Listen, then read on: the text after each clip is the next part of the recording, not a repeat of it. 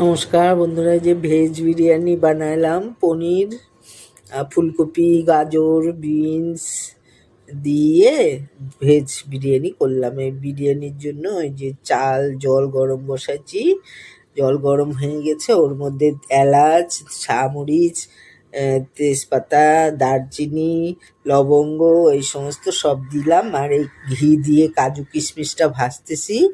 আর এই যে জলের মধ্যে আমি কেশরটা দিব গরম জলের মধ্যে, আর ওটার মধ্যে বেশি ভালো কালার হয় দুধের থেকেও।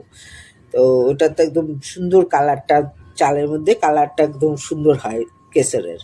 আর আমি কিন্তু কোনো রং ব্যবহার করলাম না। আর এই যে ভাতটাও হয়ে গেছে। তারপরে এই যে নিচের তরকারিটা তো দেখলেনি, ওই তরকারি ঝোল টোলগুলো একটু দিছি, আর কিছুটা তরকারি আবার উঠায় রাখছি আমি। আর এই যে বেরেস্তা, কাজু কিশমিশ, ঘি, এটা আমি বাড়ির আমার গরুর দুধের ঘি। আর খোয়াও আমার বাড়ির দুধের খোয়াই বানায় রেখে দিছিলাম। তা এইগুলা সব এই যে দিচ্ছি এর মধ্যে। এখন একটু এই যে তরকারিটা আবার ঢালে দিলাম, দিয়ে এখন এর উপরে বাকি ভাতটা দিয়ে দিব।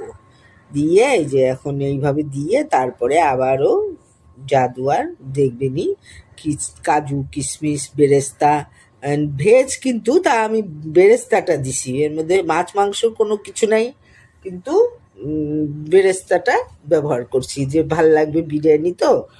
এটা তো পূজা টুজার জন্য করতেছি না, ঘরে নিজেদের খাওয়ার জন্য। আর আমরা যে নিরামিষ ভুজি তা তো না।